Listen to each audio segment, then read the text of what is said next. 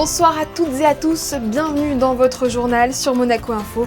À la une de l'actualité de ce dimanche 22 mars, les fresques du Palais Princier ont livré leurs secrets. Nous sommes allés à la rencontre de l'équipe en charge de leur restauration pour découvrir ce travail aussi minutieux que passionnant. Figure bien connue du rugby français, Johan Huget était le parrain de la 14e édition du tournoi Sainte-Dévote qui a réuni au Louis II les jeunes espoirs de la discipline. L'ancienne gloire du 15 de France sera notre invité. Capitaine, hôtesse, broker, ce sont des carrières qui fascinent.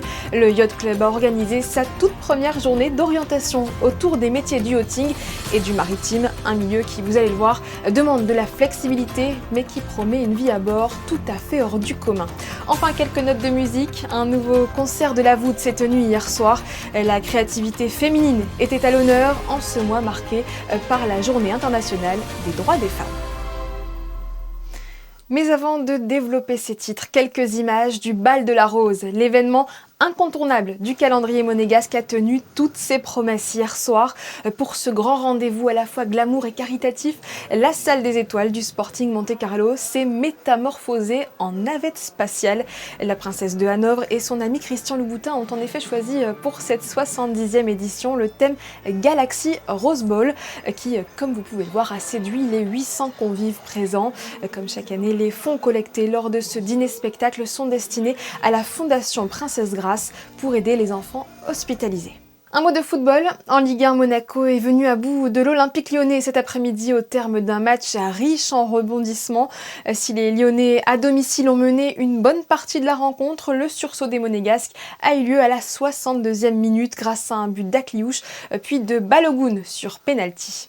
En basket, victoire également pour Monaco qui s'est imposé sans trembler au Stade des Flandres face à Gravelines hier soir, 77-89, porté par le duo Okobo Diallo, auteur de 33 points. La Roca Team affiche un bilan de 19 victoires pour seulement 3 défaites en championnat. Avec ce nouveau succès, elle reste maître de la Betclic Elite. Prochain match pour les Rouges et Blancs mardi en Euroleague contre Milan. Actuellement 7e, les Monégasques joueront leur qualification pour les playoffs. Nos jeunes ont du talent. La 2e édition du concours photo porté par la Direction des Affaires culturelles vient tout juste de s'achever. Les lauréats ont été sélectionnés. Ils seront dévoilés dans quelques jours. Réservé aux 11-25 ans, le concours avait pour thème Patrimoine en danger. Et qui de mieux pour parler de patrimoine que Stéphane Bern, membre du jury. Il partage son regard d'expert. Nous écouterons juste après Françoise Gamerdinger, toujours au micro de Marie Bonnet-Blanc et Alexandra Paolini. Quand on n'apprend plus parce qu'on ne sait plus, les pierres parlent encore. Et je pense que c'est important. Les pierres, ou le béton d'ailleurs, ou le bois, nous racontent une histoire. Et donc je pense qu'on l'apprend grâce au patrimoine. Donc oui, il faut que les jeunes l'aiment, s'y intéressent. Parce que si les jeunes n'aiment pas leur patrimoine, alors une fois que moi je serai parti, et que d'autres de mon âge seront partis, qui va le protéger ? Vous voyez ? C'est eux les relais de demain. Donc il faut qu'ils aiment le patrimoine, pour que demain, quand ils seront adultes, ils puissent le protéger. Il y aura une exposition comme l'année dernière sur les grilles des Jardins Saint-Martin. Il y aura une quinzaine de photos, 15 photos sélectionnées par notre jury. Il est à rappeler que l'année dernière, pour la première édition, les photos qui ont tout d'abord été exposées sur les grilles ont ensuite été exposées dans les écoles, notamment au lycée Régnier 3, et que cette exposition va partir dans le cadre de la présidence de Monaco au Conseil des ministres du Conseil de l'Europe. Cette exposition à Strasbourg est organisée en collaboration avec la mairie et le travail et ce concours sera visible également dans le cadre du Conseil de l'Europe. Nous vous en parlions cette semaine. Le colloque consacré aux fresques du Palais Princier s'est clôturé hier. Restaurées pendant 10 ans, ces peintures ont révélé leurs secrets. L'équipe en charge de leur restauration a animé pour l'occasion un atelier afin de présenter ce travail méticuleux. Reportage d'Alban Gingembre et Jean-Alexandre Dordet. Le Palais Princier dévoile de nouveaux fragments de son histoire à travers ses fresques. C'est grâce à un travail de restauration minutieux que l'histoire est mise à jour. Un savoir-faire qui intrigue plus d'un curieux. Je suis assez fasciné par à la fois la rigueur, la compétence que ça demande, les compétences que ça demande, etc. Je fais ce même métier et donc j'étais très intéressée de connaître ce qui s'était passé ici. J'ai pu apprendre plein de choses. Vous voyez là, par exemple, il y a quand même un apport de chaud qui est un peu plus important. Donc ça crée, en fait, ça fait une peinture presque à séco. Et ça crée en fait cette couvrance et cette luminosité dans le pigment. Pour ce chantier, l'équipe a créé sa propre palette plus compatible avec les composants d'origine datant du XVIe siècle. J'ai rarement travaillé avec des produits aussi qualitatifs que ça. Et en plus, ça nous permet vraiment d'être au plus proche de la palette 16e. Parce que cette palette, elle a vraiment été conçue pour s'approcher au maximum des terres, des ocres que la fresque nous apporte. Cet échange avec le public permet de mettre en avant les compétences et la précision du travail effectué par une équipe de passionnés. C'était l'événement hier et avant-hier au Stade Louis II. Le tournoi Centre des Votes, compétition de rugby à 7 dédiée aux moins de 12 ans, a réuni des U12 venus du monde entier. Le parrain de cette 14e édition est avec nous. Bonsoir Johan Huget. Bonsoir. Merci de nous accorder ce moment en marge de votre venue à Monaco. En tant qu'ancien international français aux 62 sélections avec le 15 de France, vous étiez le visage de cette nouvelle édition. Comment est-ce que vous avez vécu cette expérience ? J'ai vécu cette expérience avec beaucoup de plaisir, avec un petit flashback, un retour en enfance aussi. Ce tournoi qui dure toute la journée où on voit des jeunes prendre énormément de plaisir, mais qui sont également dans le partage et dans l'entraide.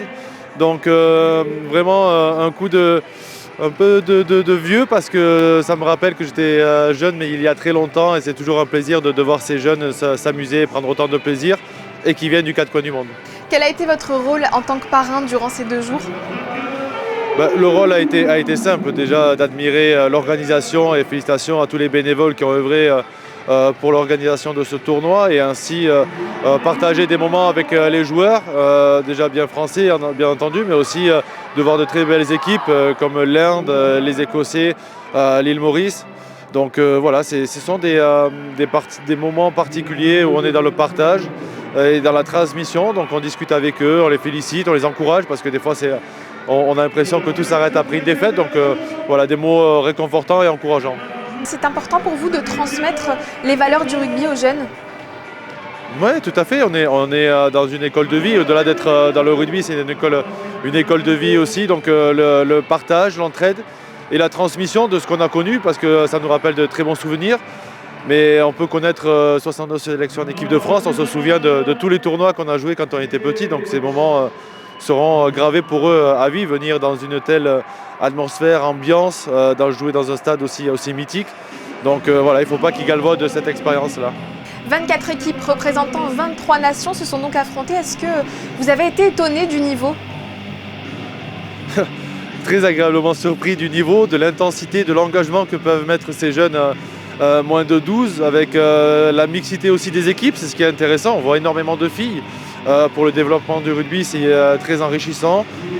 Pour le développement également, donc, mais des filles qui viennent, comme j'ai dit, de l'Inde, qui viennent de l'île Maurice, qui viennent d'Angleterre. Donc je trouve que la parité garçons et filles est extrêmement bien répartie. Mais ce sont des très très belles équipes en tout cas et il faut qu'ils profitent. Est-ce que certains jeunes, filles ou garçons d'ailleurs, comme vous le dites, sont sortis du lot ? Oui, forcément, on s'attache quand on voit plus de 15 rencontres ou 20 rencontres dans la journée. On a des petits joueurs favoris et j'ai eu un petit coup de cœur pour une joueuse de l'Inde qui a mené son équipe vers l'avant, qui a été d'un engagement hors pair et je trouvais ça très émouvant de voir une fille qui a mené garçons et filles derrière elle avec beaucoup d'abnégation. Ils sont nombreux à être prometteurs, on espère qu'ils auront une carrière comme la vôtre, on leur souhaite. Enfin, un mot sur la victoire quand même des Bleus dans le tournoi Destination, merveilleux. La victoire des Bleus, on pensait tous qu'elle allait être facile, on ne voyait pas d'adversaire à la hauteur du jeu de l'équipe de France, mais on reste dans un sport de haut niveau, dans un sport professionnel et tout peut arriver. Donc les 2 dernières rencontres ont été compliquées, mais ce qu'il faut retenir, c'est le courage de cette équipe, d'avoir affronté cette équipe d'Angleterre qui était venue sans rien n'a joué. Ça restait un crunch. Et ça a été une équipe de France valeureuse avec beaucoup de solidarité pour aller chercher ce deuxième doublé qui n'avait pas été fait depuis 1997. Et les gens, des fois, ne se rendent pas compte de la tâche que ça évoque d'aller chercher 2 titres consécutifs. Donc il faut retenir ça et c'est de bon augure pour la suite. Voilà, merci beaucoup Yoann Huget d'avoir répondu à nos questions. Merci beaucoup. Direction à présent le Yacht Club de Monaco qui accueillait jeudi la 5e édition du Monaco PropTech Symposia, une conférence qui a réuni 300 experts internationaux, investisseurs et acteurs de l'innovation. L'objectif, présenter les dernières avancées technologiques qui transforment le marché de l'immobilier. Ce qu'il fallait en retenir avec Gaëtan Lebrun et Marie-Ève B. Organisé par le Monaco Economic Board et le gouvernement princier, l'événement a réuni experts et investisseurs autour de l'intelligence artificielle au service de l'immobilier, un secteur pour lequel les nouvelles technologies pourraient représenter l'avenir. Au programme, conférences, échanges stratégiques et présentation du PropTech Barometer 2025, un indicateur clé des tendances. Artificial intelligence and technology can transform the whole entire real estate industry. So if we think about how investment managers and real estate professionals are managing things these days, there's a lot of spreadsheets, a lot of data. And the reality is that data tells a story, and AI can bring that story to life and reveal signals and reveal alpha that wasn't previously available before AI. Les enjeux pour la principauté, miser sur l'innovation et la technologie pour préparer l'immobilier de demain. Pour nous, c'est évidemment un sujet fondamental parce que l'immobilier, c'est un des secteurs les plus au cœur de notre identité économique. Le secteur se transforme, les technologies sont désormais dans tous les domaines de cette industrie immobilière, dans la conception, dans la construction, etc. Et le véritable enjeu pour la principauté, c'est de ne pas rester à la traîne et en arrière de ces avancées, mais bien de les comprendre, de les assimiler et parfois de les anticiper en faisant partie de ce mouvement et de conférences telles que c'est le cas aujourd'hui pour être véritablement au cœur des évolutions. L'événement confirme la volonté de Monaco de renforcer son positionnement dans l'innovation immobilière et l'investissement international. Et si votre futur métier se trouvait en mer? Quelques jours après le symposium, le Yacht Club de Monaco organisait sa toute première journée d'orientation. Près de 600 lycéens et étudiants ont fait le déplacement pour découvrir les métiers du yachting et du maritime et rencontrer des professionnels du secteur à la carrière souvent passionnante. Gaëtan Lebrun et Alexandra Paolini. Ici, pas de compétition nautique aujourd'hui, mais une journée entièrement dédiée à l'avenir des jeunes. Lycéens et étudiants sont venus découvrir les nombreuses opportunités offertes par les métiers de la mer et du yachting. Au programme, une vingtaine de stands, des professionnels passionnés et des écoles spécialisées venus proposer une immersion dans ce secteur omniprésent sur la Côte d'Azur. Un des éléments sensibles du yachting, c'est le personnel. Le personnel aussi bien embarqué que le personnel à terre. Un bateau ne fonctionne pas seul. Sur un bateau, il y a 7 métiers. Et pour faire fonctionner un bateau, il y a encore 6-7 métiers à terre. On est parti du raisonnement que d'un côté, il y avait les jeunes qui cherchaient un peu leur voie et qui n'avaient pas toujours du travail, qui ne trouvaient pas de travail. Et de l'autre côté, il y a des industries qui cherchaient du monde. Donc si on arrive à faire rencontrer les deux parties, je pense que ça peut être que bénéfique. Parmi les stands, certains attirent particulièrement la curiosité. C'est le cas de l'École nationale des scaphandriers, un métier aussi impressionnant qu'essentiel au cœur des interventions sous-marines. L'École nationale des scaphandriers forme des plongeurs professionnels, des scaphandriers donc, qui vont travailler sur les plateformes pétrolières, qui vont travailler dans les ports, beaucoup de ports, mais qui vont travailler également dans des centrales nucléaires, dans le domaine du BTP, pour les voies navigables de France, dans tous les secteurs où on a besoin de plongeurs pour intervenir, construire, détruire, entretenir des ouvrages d'art par exemple. Une première édition réussie pour le Yacht Club de Monaco, en présence du ministre d'État, venu rappeler l'importance de ce type de rendez-vous pour accompagner les jeunes dans leur choix d'orientation en pleine période de réflexion autour de Parcoursup. Poursuivons en musique. Un nouveau concert de la voûte a captivé le public hier soir à l'église réformée. Cette fois, les directeurs artistiques ont choisi de mettre à l'honneur des artistes au féminin. à travers l'alto, un instrument aux sonorités profondes et proches du violon. Retour en images avec Théo Schumer et Julien Laugier.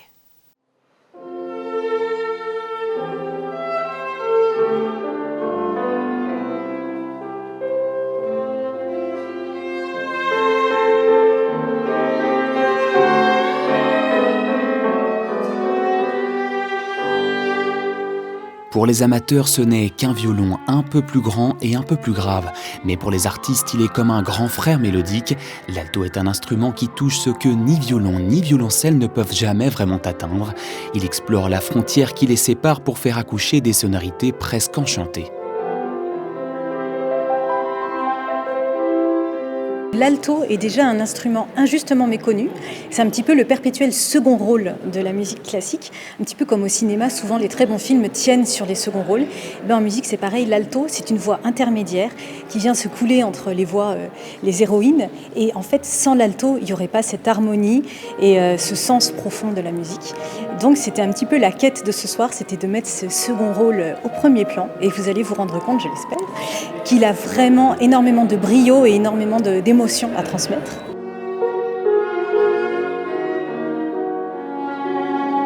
Mais l'alto ne saurait libérer sa magie sans son magicien, et en l'occurrence ce soir, une magicienne. Ce concert de la voûte veut en effet mettre en lumière les compositrices qui, malgré elles, sont encore peu représentées dans les concerts de musique classique. Yona Zekri, une brillante altiste niçoise, s'est chargée de cette mission. Il est dit qu'il y a peu de répertoire à l'alto parce qu'effectivement c'est un instrument qui est assez marginalisé. Donc on a décidé de choisir une grande pièce centrale, la sonate de Rebecca Clark, qui est composée originalement pour l'alto. Et ensuite, on montre les capacités et les possibilités qu'a l'alto de devenir un instrument qui peut être un instrument transpositeur pour les autres œuvres. Et donc ainsi, l'œuvre de Clara Schumann est initialement pour le violon, celle de Nadia Boulanger initialement pour le violoncelle, et on terminera par un lied de Alma Mahler qui est pour la voix. Donc on montre toute la possibilité de cet instrument-là, de trouver une place aussi, une vraie voix et pas seulement une voix d'accompagnement.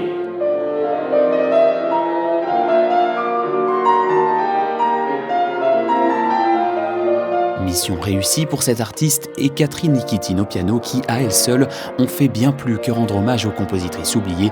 Elles les ont véritablement sublimées. Une autre compétition a fait son retour cette semaine, le Chessmates International Tournament, un tournoi d'échecs pour les jeunes, chapeauté cette année par la Fédération monégasque. Et c'est à la Casa di Sochi que l'équipe de Monaco a affronté ses adversaires européens. Théo Schumer et Alexandra Paolini ont assisté à la finale hier après-midi. Ici, le silence est roi. 8 équipes internationales se sont retrouvées à Monaco pendant 3 jours pour s'affronter aux échecs à l'occasion de la 13e édition de ce Chessmate International. 8 équipes pour 8 nations, Monaco, les Pays-Bas, l'Islande, l'Allemagne, l'Irlande, l'Angleterre, l'Estonie et l'Italie. Un tournoi fait pour les jeunes dans un objectif compétitif bien sûr, mais aussi pour promouvoir des valeurs de partage et d'amitié. Je m'entraîne depuis que j'ai 5 ans, pendant le Covid, donc j'ai commencé à jouer. Et j'ai commencé et ça m'a beaucoup plu. Donc j'ai commencé à m'entraîner et à faire des tournois. Je rencontre des gens des autres équipes que je connais pas. Du coup, je fais des nouvelles personnes que je connais. Et après, il y a ceux que je connais déjà. Mais oui, c'est bien de rencontrer des nouvelles personnes et de faire des nouveaux amis. Aujourd'hui, c'est jour de finale. À 14h pile, les 10 jeunes de chaque équipe allant de U12 à U20 partent pour environ 2 heures de jeu avec 30 secondes par coup. Une séquence qui se joue d'abord avec les nerfs. La concentration est de mise car la moindre imprécision peut parfois entraîner la défaite. Mais rien ne semble faire peur à ces jeunes prodiges. C'est des compétitions homologuées FIDE, donc de parties longues, qui comptent pour leur Elo. Donc, parce qu'on promet les valeurs de la compétition avant tout. Il y a un classement officiel qui détermine leurs valeurs sur l'échiquier. Voilà, donc on a vraiment un échantillon de joueurs talentueux, puisque c'est un peu de très très bons joueurs dans leur nation. On a des candidats maîtres, on a des maîtres féminines. Donc c'est vraiment une compétition de haut niveau. La finale laissera place ensuite au tournoi de Blitz, les parties rapides, environ 10 minutes, afin de relâcher un peu la pression de la compétition. Et oui, ici le réconfort, c'est encore de l'effort, mais quoi qu'il arrive, c'est toujours du plaisir. Il s'agit sans aucun doute de l'exercice le plus redouté des élèves. France Culture, en partenariat avec la SNCF, lance le Tour de France de la dictée en gare. Et c'est Monaco qui ouvre le bal mercredi prochain. Plusieurs sessions sont prévues, comme l'explique le directeur de la gare de Monaco au micro d'Alexandra Pani et Alex Avial. Pour la première fois, les dictées en gare s'internationalisent et on va les accueillir en gare de Monaco-Monte-Carlo, ce qui est un grand honneur et un grand plaisir.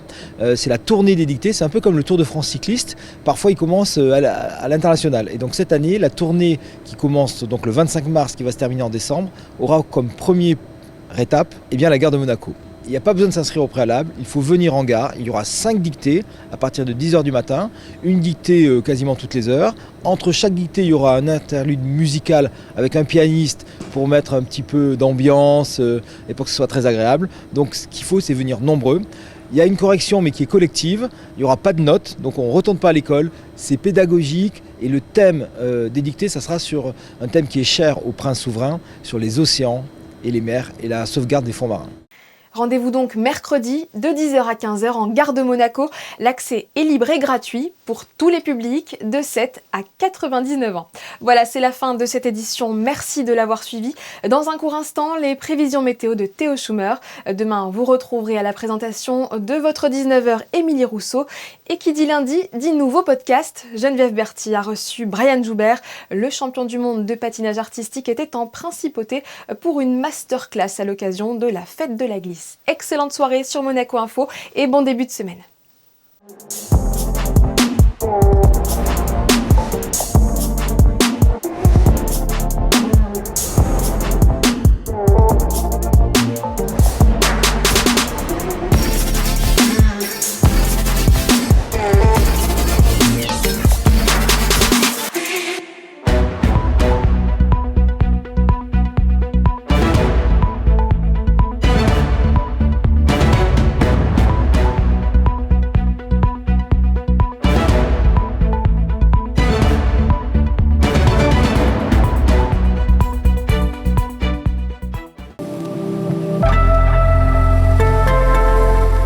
Bonsoir à tous, ravi de vous retrouver pour vos prévisions météo. On commence avec une bonne nouvelle, nous allons retrouver le beau temps ce lundi. Le soleil sera de sortie dès le petit déjeuner et jusqu'au dîner. Seuls quelques petits nuages pourraient faire rapidement leur apparition, mais rien de bien méchant. Côté température, on sera sur des normales de saison pour un début de printemps avec 12 degrés en matinée et jusqu'à 14 l'après-midi. Demain, lundi 23 mars, nous fêterons les Victoriens, dérivés du nom latin Victor, vainqueur. Pour la petite histoire, au 5e siècle, Saint Victorien était le gouverneur proconsul de Carthage, l'actuelle Tunisie, et surtout un chrétien mort en martyr sous la domination de l'envahisseur vandale. Le 23 mars honore donc sa mémoire, et c'est d'ailleurs à cette date qu'apparaît l'expression « S'il pleut à la Saint-Victorien, ton grenier sera plein de foin ». En fait, pour les paysans de l'époque, les fêtes religieuses étaient un moyen de mémoriser les cycles agricoles, et donc là, en l'occurrence, de se souvenir que la période était propice à la pluie et entraînerait donc par conséquent de bonnes récoltes à venir. Voilà une belle anecdote à raconter demain au dîner. Allez, belle soirée avec nous et très bonne semaine à Monaco.